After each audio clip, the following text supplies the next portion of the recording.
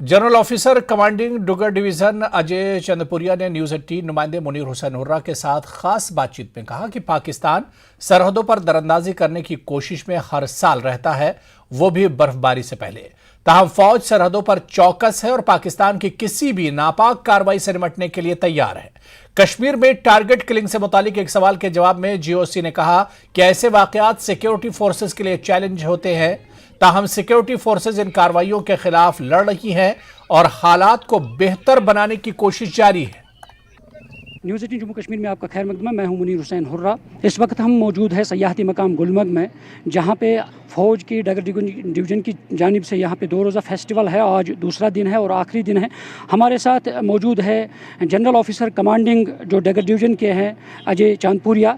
इनसे हम जानने की कोशिश करेंगे। सर, न्यूज़ 18 में आपका खैर मकदम है और बड़ी अच्छी पहल है फ़ौज की जानिब से इस गुलमर्ग की इन हसीन वादियों में इस तरह का फेस्टिवल करना और दुनिया के सामने गुलमर्ग को ज़्यादा मज़ीद दिखाना और टूरिस्ट्स को यहाँ ज़्यादा से ज़्यादा राग़िब करना एक अक्कासी है, एक पहल है, एक उसी कड़ी के तहत ये हो रहा है और यहाँ के खासकर यूथ्स के लिए जो टैलेंट को निखारने के लिए किया जा रहा है। तो क्या कहेंगे सवाल? देखिए, जैसा मैंने अभी आपको बताया, ये पहली मर्तबा ये इवेंट नहीं हो रहा है। ये हर साल इसकी जो है स्कोप में और इसके कंटेंट्स में बढ़ोतरी हो रही है।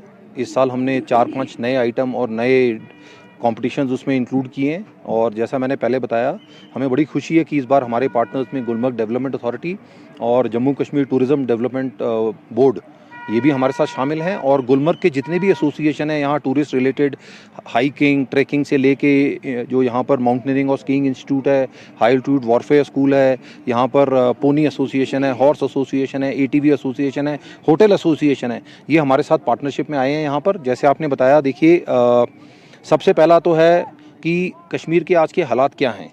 एक परसेप्शन है और एक सोच है जो बाकी लोगों की, दुनिया की और हमारे देश में जो लोगों की है। हकीकत यहाँ पर आप आकर देखिए, पहले 6 महीने में तकरीबन श्रीनगर एयरपोर्ट पर रोज़ाना 110 से 115 फ़्लाइट आती हैं। गुलमर्ग में पिछले 3-4 साल में टूरिस्ट 2000 से 3000 टूरिस्ट डेली आते थे। पिछले साल से अक्टूबर के बाद से यहाँ पर तकरीबन पहले 6 महीने में 12 से 15 हज़ार टूरिस्ट डेली सिर्फ गुलमर्ग में आ रहे हैं।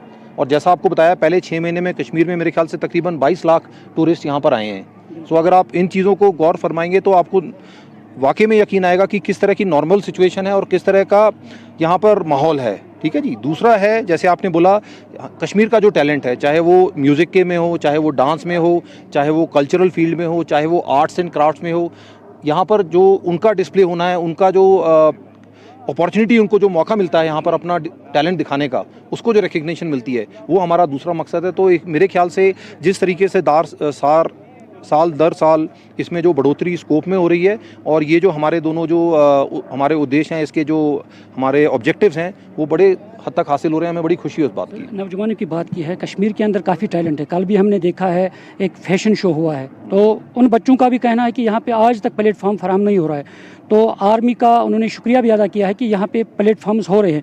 तो क्या मज़ीद इस तरह के प्लेटफॉर्म्स बनाए जा रहे हैं ताकि जिस तरह सिनेमाज यहाँ पे खोले जा रहे हैं, इस तरह गुलमर्ग की अगर हम बात करें, पुराने दौर में गुलमर्ग के बगैर शूटिंग हुआ नहीं करती थी यहाँ पे, तो उसको लेकर यहाँ की यूथ्स को उस नॉर्मलसी की तरफ और उस प्लेटफॉर्म की तरफ लेने के लिए क्या कुछ मज़ीद इक़दाम होंगे खासकर आर्मी की तरफ से?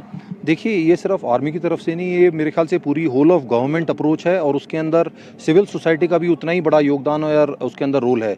तो ये सब एक सिनर्जी के रूप में और एक टीम के रूप में जो है काफ़ी सारी एक्टिविटीज़ हो रही हैं। कुछ की आपने जिक्र किया, कुछ हालात पिछले सालों में ऐसे थे और ख़ास करके कोविड के टाइम में, जहां पिछले 2 साल में इस तरह की कार्रवाइयाँ नहीं हो पाई, लेकिन जब से कोविड ख़त्म हुआ पिछले साल से आपने देखा है कि इस तरह की एक्टिविटीज़ में काफ़ी इजाफा हुआ है और ये एक बहुत इंपॉर्टेंट प्लेटफॉर्म है।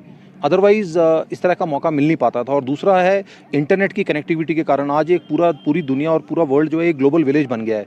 तो बहुत ज़रूरी है कि हमारा जो यूथ है, यहाँ का कश्मीर के जो यूथ हैं, वो पूरे वर्ल्ड के साथ कनेक्टेड हो, इनको उस तरह के मौके फराहम हो और इनको जानने का मौका मिले, प्लस इनकी काबिलियत के बारे में बाकी दुनिया को जानने का मौका मिले।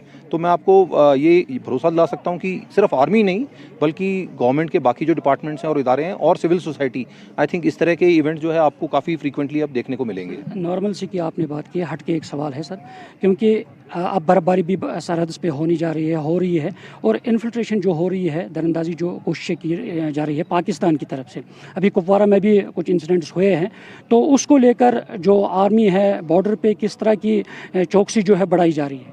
देखिए जी, हमारी एक जिम्मेवारी है लाइन ऑफ कंट्रोल के ऊपर, और उसके तहत जो भी डिप्लॉयमेंट है और जो भी हमारे टास्क हैं उसको पूरा किया जा रहा है। और ये कोई नई बात नहीं है, हर साल पैटर्न इसी तरह का रहता है। बर्फ़ पड़ने से पहले इस तरह की कार्रवाई में थोड़ी सी बढ़ोतरी आती है, लेकिन उसके लिए हम तैयार हैं और पूरी तरह से तैनात हैं। तो मुझे नहीं लगता उसके बारे में कोई फ़िक्र करने की ज़रूरत है, और जो टास्क है वो फ़ौज अपना टास्क मुकम्मल कर रही आपको है। लग रहा है कि बर्फबारी से पहले पाकिस्तान इस ताक में है कि यहाँ पे मिलिटेंट्स को, दहशतगर्दों को यहाँ पे भेजा जाएगा ताकि यहाँ के हालात को उनको बिगाड़ा जाए? देखिए जी, ये हर साल का तकरीबन पैटर्न है, और हमें नहीं लगता है कि इस साल उस पैटर्न में कोई तब्दीली आएगी। तो कोशिश ज़रूर होती है, कोशिश हो रही है और कोशिश होगी। हमारा काम है उसको नाकामयाब करना। तो सर एक और सवाल है, कश्मीर के अंदर जो टारगेट किलिंग्स हो रही है और जिस तरह यहाँ पे टारगेट किलिंग्स के साथ साथ हालात को जिस तरह बनाया जा रहा है, तो आपको लग रहा है कि सिक्योरिटी फोर्सेस के लिए एक ये चैलेंज है, क्योंकि जिस तरह जो तस्वीर कश्मीर की बदलती तस्वीर है, तो उसके लिए ये चैलेंज अभी भी बाकी है? देखिए जी, इस तरह के वाक़यात जो होते हैं वो वाकई में सिक्योरिटी के ऊपर असर डालते हैं, और आई थिंक उसका पूरा एहसास है। और जितने भी सिक्योरिटी फोर्सेस हैं, जिसमें सेंट्रल और स्टेट की सारी सिक्योरिटी फोर्सेस शामिल हैं, वो एक तजवीज़ के तहत उसके साथ कार्रवाई कर रही हैं, और मुझे उम्मीद है कि हमें उसके ऊपर कामयाबी मिल रही है और ज़्यादा कामयाबी मिलेगी, और इस तरह के वाक़यात कम होंगे। तो लास्ट Thank में you. क्या है यहाँ के यूथ्स के लिए मैसेज, ताकि मेन स्ट्रीम में आ जाए और नॉर्मलसी पैदा हो जाए? देखिए, यूथ के लिए जैसे मैंने बोला, मैसेज देने की ज़रूरत नहीं है। ये वो यूथ है जो पूरा एस्पिरेशनल है, जो पूरी अपनी काबिलियत दिखाने के लिए मौका तलाश कर रहा है। हमारा काम है उनको प्लेटफॉर्म और मौका फराहम करना, और इंटरनेट के कारण आजकल सारी दुनिया के साथ वो कनेक्टेड हैं। तो ये मैसेज हमें देने की ज़रूरत नहीं है, ये कश्मीर का यूथ देश को और पूरी दुनिया को ये मैसेज दे रहा है।